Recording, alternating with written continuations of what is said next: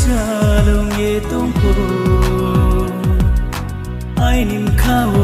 nung no to yo ang le nung no po mai ya lui nung no po mai ya Giêsu hát chalong ye tongko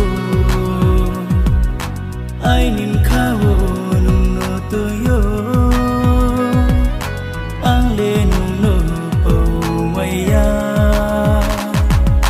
Break up with me, Nini Maya, aku cuma sabu brena mano bah, nuno poni hingga cuma salbu yo, aini kafan wah Nini boya, aini Maya sebari ye tu kunum berkusik ketung le kunum kakulom nemo, Nini berslam kau no tine kung ye pom ya, moye naik ke aini mungkoi fala bay, nu hingga setung kutine kung nu trakas ye dike borai umorau,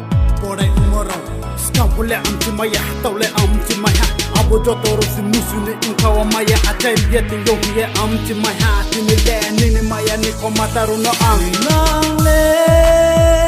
nuno bau maya sai tungu ai nim khale nuno ke hasei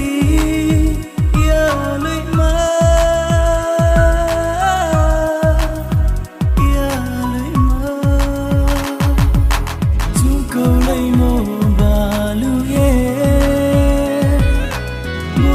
Busi lai tha tini kruye ang le no pau ni po maya chung ko lai mo balu ye busi lai tha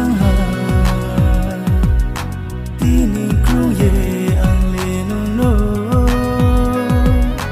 bao ni po maya ai nim khale nu wai so ye ka etu san bu yo nu no wai so ye ya lui ma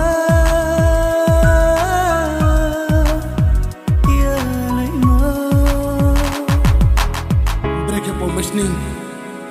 Asutin tong sa lefe mo Maya sang tormaro no ba Yow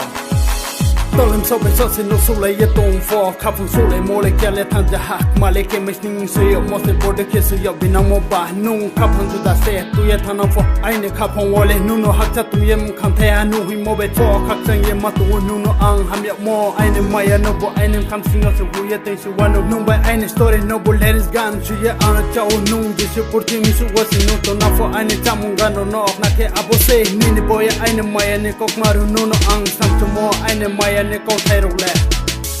Bopur timni berero boise chungno dumi tenu po aini hamya mo bai aini khak chang mo aini maya le nungse